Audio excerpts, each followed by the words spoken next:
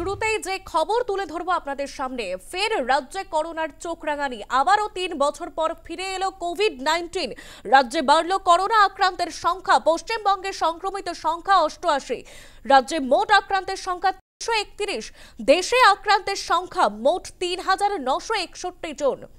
ফের করোনার চোখ রাঙানি। 3 বছর পর আবারও ফিরে এলো কোভিড-19। রাজ্যে বাড়ল করোনা আক্রান্তের সংখ্যা। আরো বিস্তারিত জানাবে আমাদের প্রতিনিধি স্বপ্না ঘোষ। স্বপ্না, 3 বছর পর আবারও ফিরে এলো কোভিড-19। যেটা কেন্দ্রীয় স্বাস্থ্য মন্ত্রক তরফ থেকে যেটা জানানো হচ্ছে যে হু হু করে বাড়ছে দেশে কোভিড আক্রান্তের সংখ্যা এবং ক্রমশ চিন্তার কারণ হয়ে দাঁড়াচ্ছে এই কোভিড।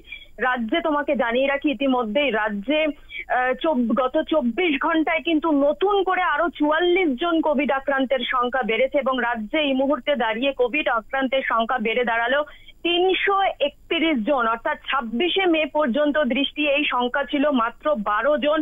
26শে মে থেকে অর্থাৎ এক সপ্তাহের মধ্যে প্রায় 12% কোভিড আক্রান্তের সংখ্যা ইতিমধ্যে বেড়ে গিয়েছে। শেষ 7 দিনে অনেকটাই বেড়ে গিয়েছে কিন্তু এই সংখ্যা। পাশাপাশি তোমাকে জানিয়ে রাখবো, দেশে এই মুহূর্তে কোভিড আক্রান্তের সংখ্যা রয়েছে ৩,৯৬১ জন, যেটা গতকালও আমরা দেখেছি ৩,৭৫৮ জন থেকে বেড়ে এখন প্রায় 4,000-এর মতো এই কোভিড আক্রান্তের সংখ্যা বেড়েছে। কেন্দ্রীয় স্বাস্থ্য মন্ত্রক থেকে একটা নির্দেশিকা পাঠানো হয়েছে। সেই নির্দেশিকায় বলা হয়েছে রাজ্যের যে সমস্ত ল্যাব ও হাসপাতাল, বেসরকারি সরকারি হাসপাতালগুলো আছে এবং যেখানে কোভিড টেস্টের পরিকাঠামো রয়েছে, সেই প্রত্যেকটি ল্যাব ও বেসরকারি সরকারি হাসপাতালগুলিতে 2 সপ্তাহের মধ্যে যারা কোভিড পজিটিভ এসেছে তাদের নমুনা পাঠাতে হবে ক্যালকাটা স্কুল অফ ট্রপিক্যাল মেডিসিনে, যাতে কি ধরনের কোভিড সংক্রমণ রয়েছে। তুমি জানো 3 ধরনের এবার ভ্যারিয়েন্ট বেরিয়েছে কোভিডের, এবং কি ধরনের ব্যক্তি কি ধরনের কোভিডে আক্রান্ত হয়েছে সেটা যাতে বোঝা যায়, সেই কারণেই কিন্তু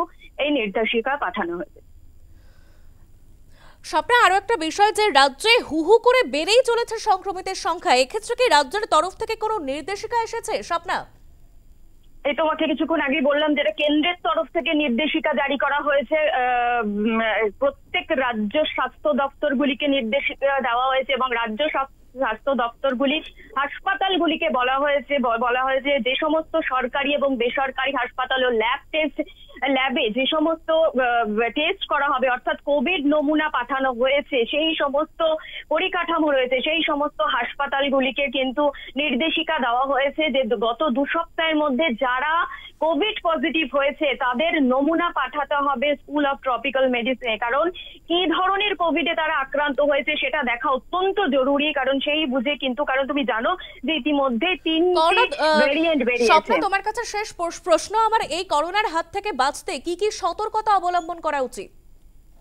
কোভিড পরিস্থিতি সামলাতে তুমি জানো এর আগেও আমরা দেখেছি 2020, 2021 প্রত্যেকের ক্ষেত্রে যে হাত ধোয়া, পরিষ্কার পরিচ্ছন্ন থাকা, হাত ধোয়া, স্যানিটাইজ করা, এবং যেটা এখন তোমাকে তার আগে জানিয়ে রাখবো কি কি লক্ষণ এবার কোভিডে দেখা দিচ্ছে, যেটা চিকিৎসকরা বলছেন যে।